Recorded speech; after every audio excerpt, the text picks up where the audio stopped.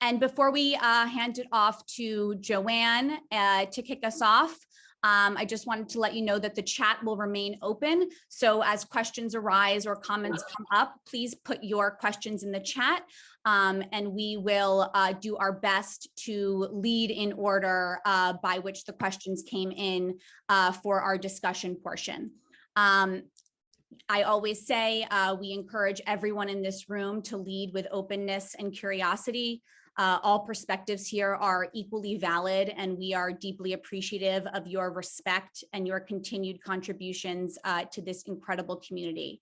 And just as a reminder, today's discussion is for educational purposes.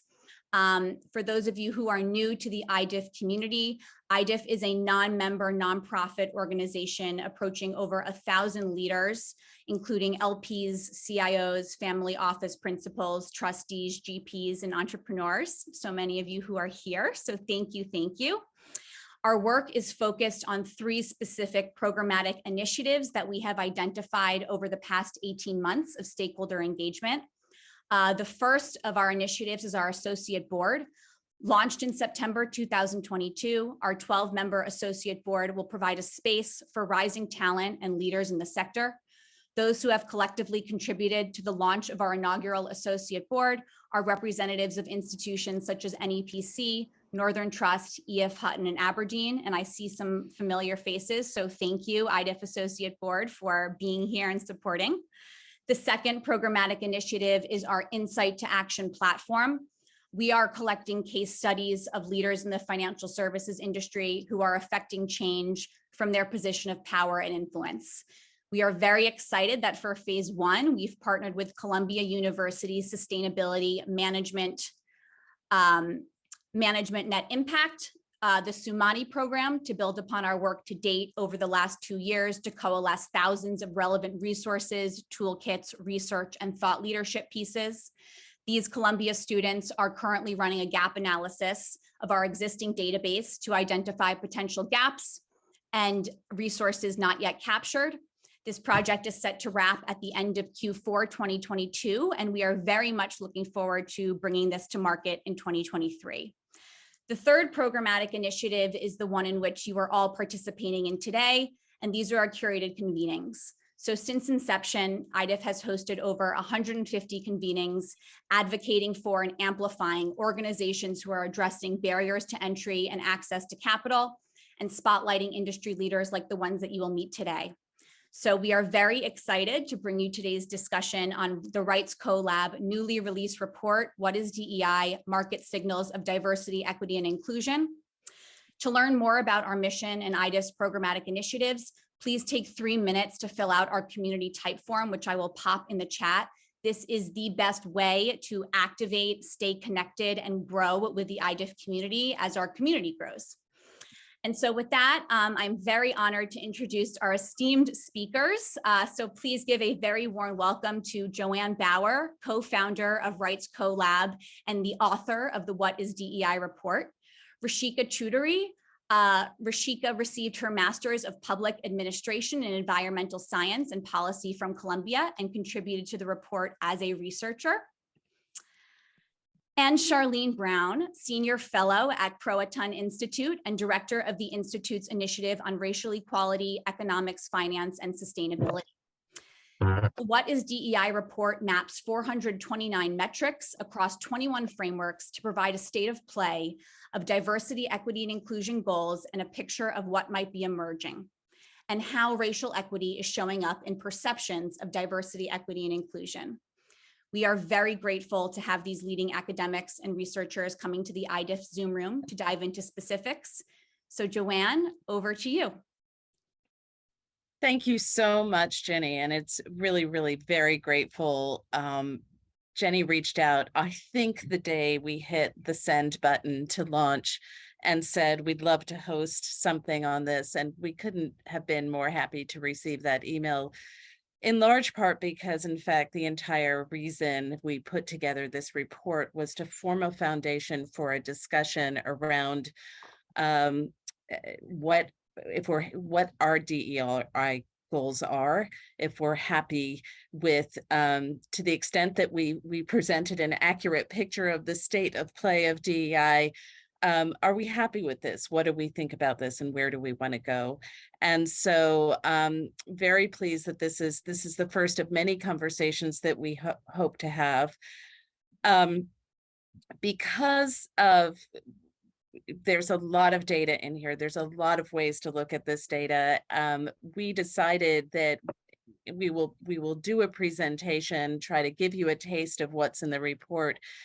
And then we thought it would be interesting to bring a specific focus, as Jenny said, in this conversation around how race shows up in the DEI mapping that we've done. So let me share my screen and show you some slides. And you can all tell me if you see a slide deck. Does that look okay? All right, terrific.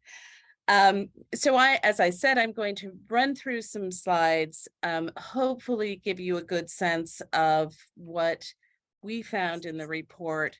I'll start with the impetus, the methods we used, a bit on our findings, focus a bit on some new slides that Rashika and I put together to kind of zero in a bit more than what we see in the report on the race piece.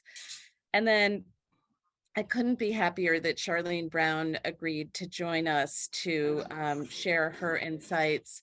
Charlene is a senior fellow at the Croatan Institute and director of the Institute's Initiative on Racial Equity, Economics, Finance, and Sustainability, and the co-author of the Redirecting Capital to Accelerate Racial Equity report that, if you haven't seen, it's fantastic report that came out just about a year ago.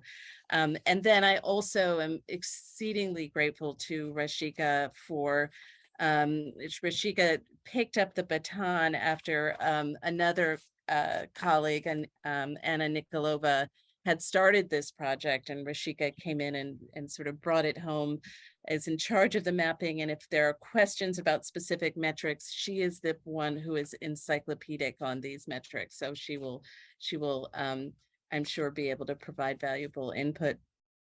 So I also want to say that I was happy to see some familiar faces enter the room, but particularly people who have been were extremely helpful in this report.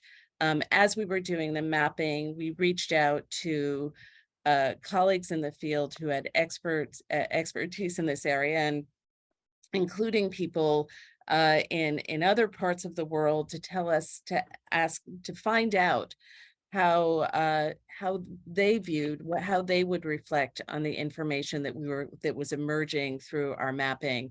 So a kind of a shout out to some of the names I saw: Jalen, Sean, Pradeep, and Sam.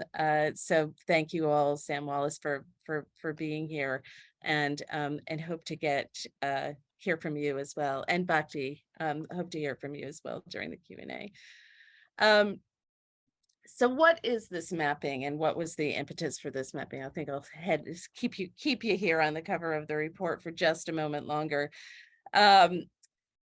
We have been, the impetus for this is that we have been working as a knowledge partner to the SASB standards since about the fall of 2019, early 2020, specifically in supporting SASB and the revisions to its human capital standards. And in early 2021, after about a year of work, the SASB research team issued its human capital management framework. And at that point, the SASB board approved a decision to focus on 5 tranches, with the priority tranche being diversity, equity, inclusion.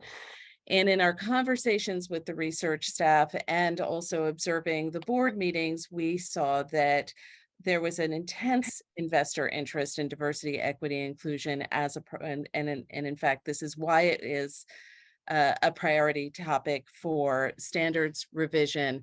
And that even as the announcement had been made that the SASB standards would be become part of the newly formed International Sustainability Standards Board, that that the research team was really instructed, keep on it with DEI, because this is a very, very important topic.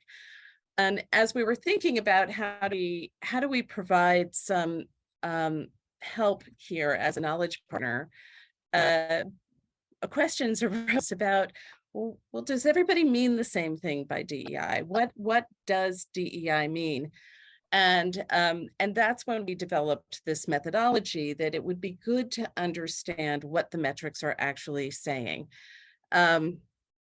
We've decided that our methodology, that one would be to map the disclosure frameworks, map the metrics across disclosure frameworks that we would have access to. We have an appendix where we describe what is missing from the mapping, but most of what is in the mapping are a variety of frameworks. And if you can move to the next slide, we will describe them, that are benchmarks, disclosure framework, guidance, investment tools that come from different entities, different organizations, nonprofits, standards bodies, industry member organizations, and are all publicly available. So in addition, you will see providers. Are you not hearing me? You're great. You're great. Okay, great. To ESG providers, MSCI and Refinitiv, but many others are behind a paywall and were not accessible to us. So this is how we arrived at the 21 frameworks. We recognizing again that not all frameworks are the same or intending to serve the same purpose, and they contain a wide variety of metrics. So you'll see all the way from one metric from the Human Capital Management Coalition up to 83 from the IRIS+'s diversity and inclusion impact category. So next slide, please.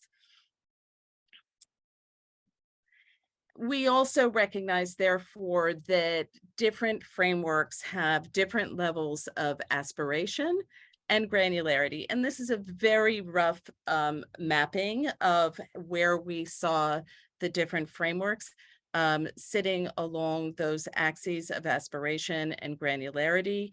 By aspiration, what we mean here is that, for example, you may take a benchmark which would not try to be necessarily too aspirational, lest all the companies that are being benchmarked come out zero. So you want to kind of meet companies where they are, all the way up to the GIN IRIS+, which is, of course, an impact management framework. Next slide, please. So to give you a feel of what this looks like when we talk about sort of granularity and aspiration, you'll see this is just a sample of some of the race metrics that you can find in the full spreadsheet mapping, which is both available on the website, and also there's a link on the second page of the report. So here you'll see that As You Sows and Whistle Stop Capital's framework really is asking, has the company even released these promotion, recruitment, and recruitment rates for different categories of individual groups? The SASB standard, of course, this is the original 2018 standard of the percentage of gender and race or ethnic group representation for management, technical staff, and other employees. So it looks at the different levels. To MSCIs, which is what we saw throughout the frameworks, as a sort of a very classic way of breaking down by percentage of with this diversity, particular diversity metric. And then the more kind of, as we would say, granular or aspirational GIN networks, GIN metrics up at top. So next slide, please. We also recognize that some of these are general what we categorize as general frameworks. They could be just general ESG frameworks, and then within them there are also specifically human capital management frameworks. And then there are separately what we call targeted diversity frameworks. So these were frameworks that were stood up specifically to address the diversity of the workforce for a targeted community, whether it's gender, race, disability, and LGBTQ. We did go, make sure that we looked for those sorts of targeted diversity frameworks.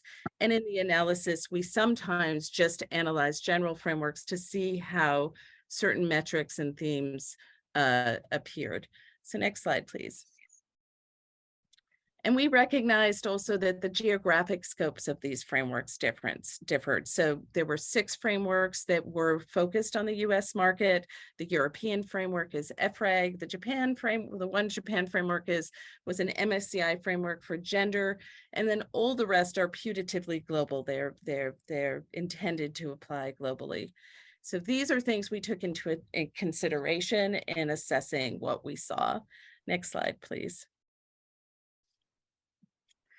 So this is a new slide. We decided doesn't appear in the report, but we thought, let's see what happens when we put together a word cloud. And sure enough, this word cloud, I think, does a nice job sort of capturing what we also saw in our analysis, which you'll see in the coming slides. So lots of emphasis on diversity, on numeric, quantitative metrics, and on gender in particular, as well as race and ethnicity. So next slide, please. So we took these 429 metrics that we saw and we categorized them according to 12 themes. And you can see these 12 themes here. Retention, promotion rates, and the management ownership board demographic rates, we are, as well as the strategy and governance, comprise approximately half of the metrics that we saw. And we saw the recruitment, retention, promotion rates in particular, management ownership and board demographics. Again, those were quantitative representations of diversity. Strategy and governance, we really saw as kind of straddling diversity as well as equity and inclusion.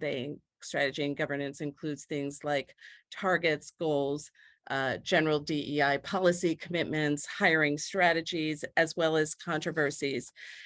And then we have a kind of a distribution of metrics across inclusion and what we categorize as inclusion and equity metrics, as well as kind of beyond the workforce metrics. So next slide, please. And here's just a kind of a breakdown of strategy and governance when we knew that was a big topic and that people would be interested in seeing how that actually breaks down, where the largest number of metrics we saw were in hiring and dismissal strategies. There is some there about accountability for the targets and strategies. We point out here that not all frameworks contained any strategy and governance metrics. We found that 5 of the frameworks did not. Just 16 frameworks did contain them, and then you'll see the distribution here. I know some people have raised the point that there must be accountability. Well, we only saw accountability frameworks metrics in these 7 or 8 frameworks out of the 21. Next slide, please. And here are inclusion and equity metrics, as well as our beyond the workforce metrics. I'm just going to move through this again. Strongly urge you to take a look at the report and play around even with the metrics as you see them, so that you can see what we are seeing, and maybe you may see more. Let's move forward, and we can feel free to ask questions. So then we we also, so the report is kind of divided into a discussion of the themes and how the themes showed up across the metrics. But we also then have a second section, a major section, about who is actually targeted, the target of these metrics. And I want to also add a point that I think is important. Some of you may have noticed, for example, let's say the World Workforce Disclosure Initiative, I think, has some 20-some metrics that we've included.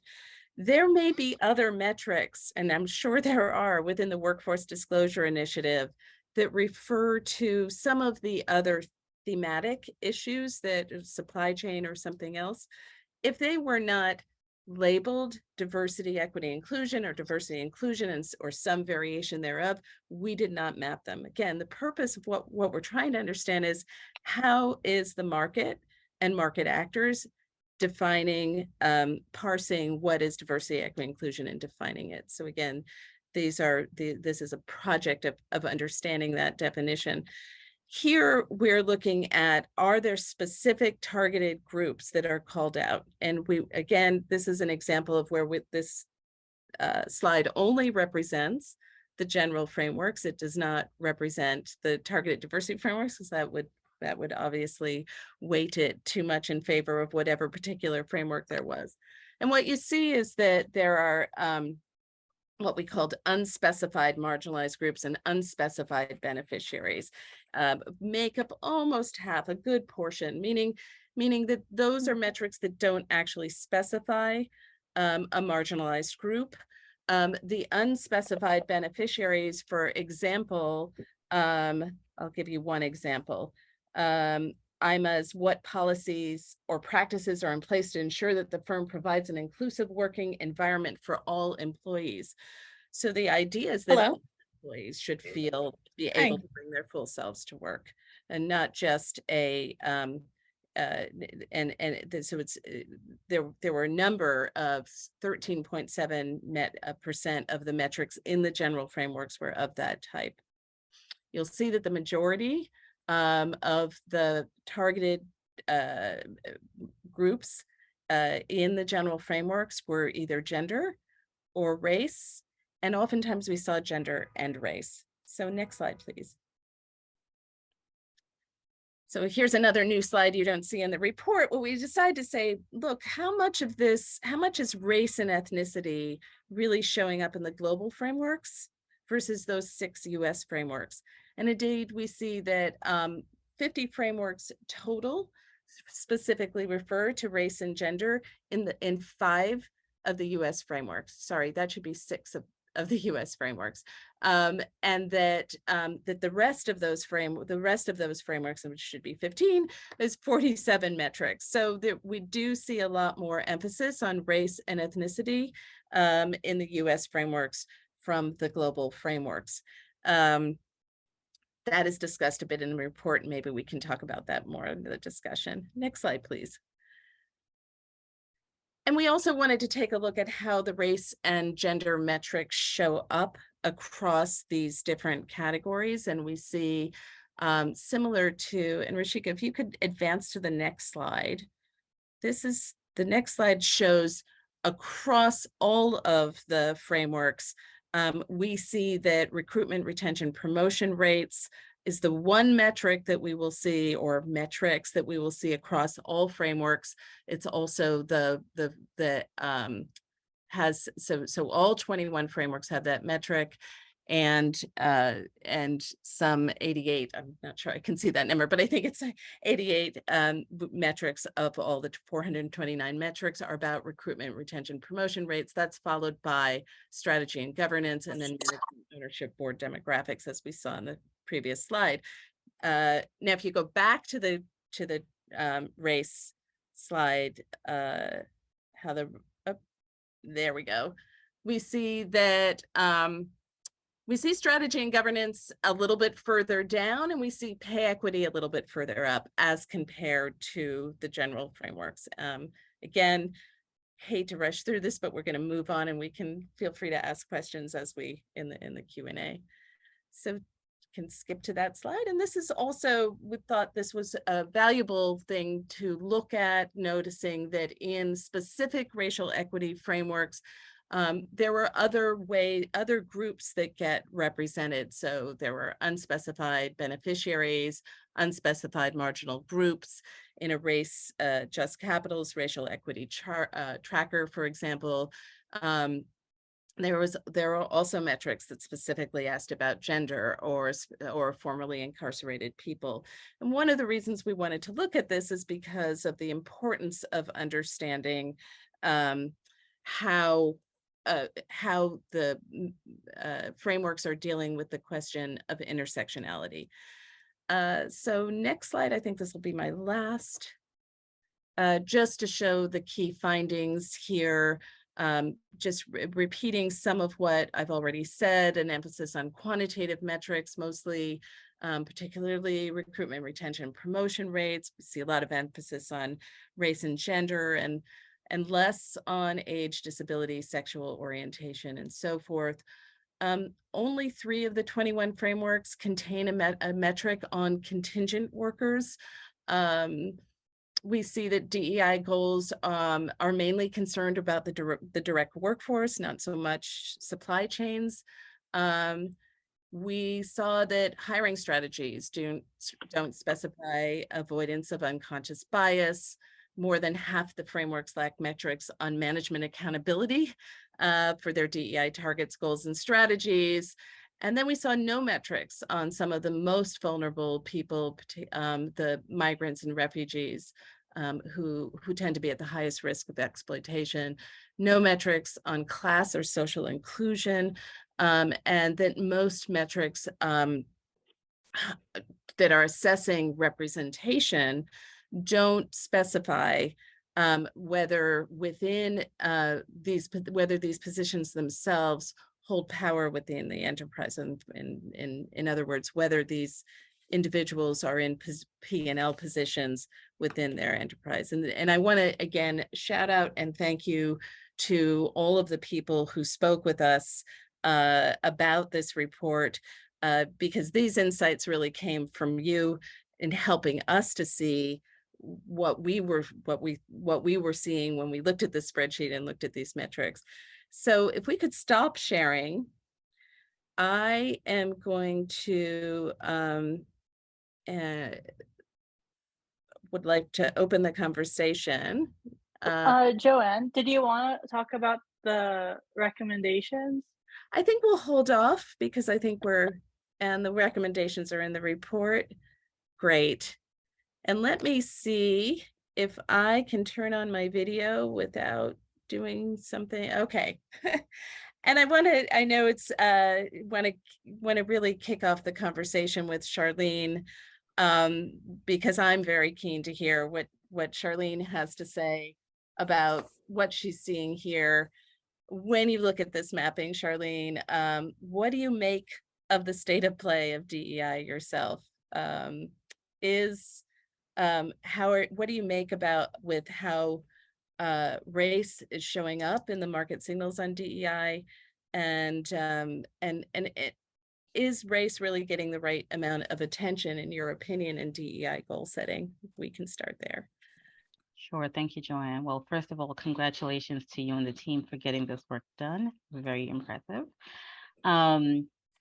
So to address your question, I think that this mapping exercise has done a great job in really sort of making it visible where the frameworks are currently focused. I would say that within the broader business context, given the efforts in the environmental, social, and governance investing space, that there has historically always been an effort to try to focus on DEI. Whether or not that has been prioritized, I think is the question and part of the discussion that we in the community keep having. One of the charts that you show incorporated the years that some of the frameworks came into market. My assessment is that most of the frameworks that are explicitly focused on racial equity and DEI as a piece of that in the United States, very specifically, happened 2020 and afterwards. And so I saw that as a very consistent trend. There is some early stage work that had been done, by some of the broader global frameworks that try to incorporate DEI, but I think very explicitly in terms of where the community is moving, that's what I'm seeing. I also think that the focus on race feels significantly stronger. So when we did our paper, Capital or Crossroads, we were asking asset managers and investors about what their level of focus was and commitment as it pertained to racial equity more broadly, but specifically around DEI because of the issues within workforces. And it became very clear to us in that space that it was something that was being elevated in a way that it feels honestly like it has not. I think the ESG space has done a very great job on the E and the G, less so on the S. And I think your paper also underscored that. So that for me sort of is part of sort of the evolution of this work. My hope, of course, is that the frameworks that are brought to market are really leaned into. I think that we are certainly at a moment, both in the United States and perhaps even globally. I think, the protests of 2020 elevated a lot of other protests around the world that sort of really sort of leaned into power dynamics and challenges in various places. And so it does feel like this is a point for the global community to really look at differences in various societies. In the United States, that context is our historical legacy around slavery and discrimination that persists today. And I think in other places, the challenges look different based on ethnic groups and gender and other issues. So let me stop there. Great. That's really helpful. Where do you see the gaps in all of this? And I understand your work really is just one piece of it is really sort of on workforce diversity, and you're looking sort of much more broadly, but where do you see the gaps in terms of how we're thinking about DEI goals within the workforce? So let me sort of step back. So I spent about 15 years or so working in international development. And as a part of that broader set of work, we leaned into this whole body of work around social performance management. And I think as I look at this body of work within that broader context of how do we manage for social goals, social, ethnic, racial goals, how do we manage for that? I think the accountability piece is really crucial. The fact that you often are not seeing metrics that at the management level and at board level sends huge signals to me. It tells me about the company's priority. And so for me, I think one of the key gaps is that we have to see this as tied to the way that we do business in the world. And I certainly think that in the US context, we're feeling and seeing most of that. I think many of your listeners here are perhaps aware that the United States is leaning towards, in just about 2 decades or so, being a country of a majority minority, right? And so that means that we have to think very differently about how we invest in people. In this moment, right, if companies aren't recognizing that, it is a form of risk that they're taking on. This is the moment for us to invest in the communities that we have historically ignored, particularly here in the United States. Again, elsewhere around the world, I think it might look a little bit different. There's a lot of other cultures where classes are the dominant factor, where it's not race per se. People look the same by color, but that there are different ethnic things that are playing out. But in the context of America, I think what we have to focus on is that we have this huge opportunity ahead of us to really lean into the changes that are coming and to make sure that the investments are critical and that those investments are made today to ensure that our companies can actually succeed in the global landscape. Failure to do that feels reckless, both from a management and a board position. Great, thank you. Just maybe one more question, if I can. I know we talked about this when we spoke earlier, but kind of several people that we showed this early stage mapping to said, where is class and social mobility and social inclusion in all of this? And so we looked hard to try to find it and didn't find it. And Rashik and I spent some time sort of thinking about what should there be such metrics, and if there were, what would they look like? And I want to throw that question over to you. What's your sense of that? So I think that certainly I think class is really important.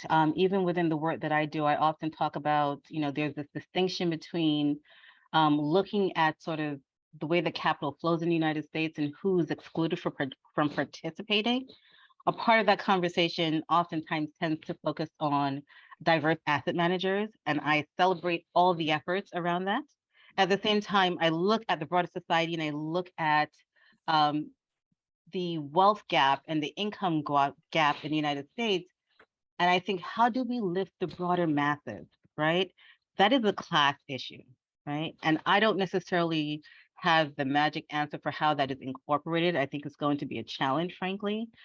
This work to me feels like, someone says reparations. This work to me feels like it's going to evolve, frankly. I think we're at the starting point. I think these frameworks will evolve over time to get deeper, but I do recognize that we have to start somewhere.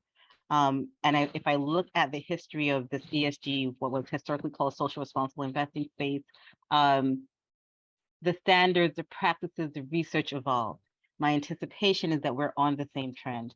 I do think that potentially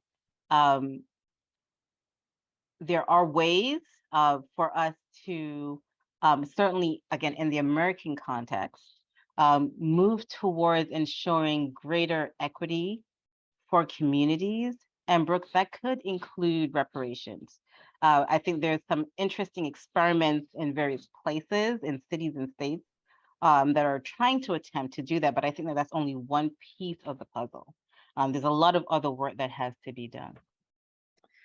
And I think Rashika and I were talking a little bit about maybe from a company perspective, there's different ways in which you can do a hiring practice. You can adjust your hiring practices. Absolutely. And different, even student loan forgiveness, although it seems like we're getting that. But maybe not necessarily being willing to put in place some training programs that will enable people to rise up. Joanne, Before I open up, yes. I was going to give you a time check of 12:45. Thank you. I just want to, just before we open up, I just want to ask Rashika one question, give her an opportunity to speak, because as you can all see here, when Rashika had to take over and show the slides, that's kind of a metaphor for our relationship with Rashika. Really held throughout the spreadsheet that, again, you all have access to. We worked over quite a lot together, put together all the visualizations, and I have to say I wouldn't have felt comfortable putting this report out without Rashika, who can really speak as a young person facing the workforce. And we had a lot of conversations about this, about what she was seeing. And so I wanted to ask you, Rashika, just to share, before we open it up, just to share your own thoughts about, as you were working on this, what you saw, and some any kind of big sort of noticeable things that you would like to point out. Thank you so much, Joanne. Yeah, so I guess one thing I just wanted to touch on was the fact that in our mapping, the metrics that we saw were really diversity focused, and there's still inclusion and equity. There's a lot of work that needs to be done. And when I say like inclusion and equity, I'm essentially meaning the cultural aspect is really missing. When you're focusing just on diversity, it becomes a numbers game.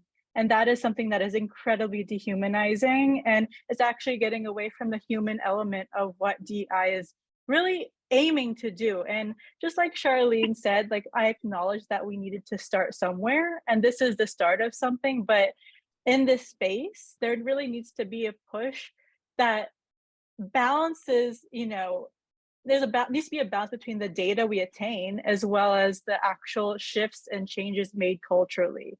That are actually impacting people positively.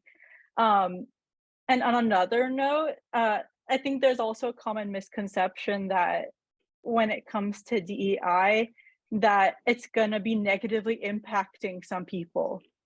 And I think that's something that we need to really rethink. And if, you know, there is DEI, it should be benefiting everybody. It's just the spectrum on which people are benefiting will vary significantly. So, but it shouldn't be negatively impacting people. It should be something that we push towards that creates a really positive environment for people to show up as their full self, and shouldn't be really disadvantaging anyone. So, yeah, I think that's the main point. And I think this is what I kept telling Joan, is like, we need cultural shifts, you know, we need that kind of shift. And that is not something that's necessarily the easiest thing to just reflect in data-based metrics. And it's something that's quite nuanced. So that's something I'd like to see at least going forward. Thank you, Ashika. Over to you, Sam.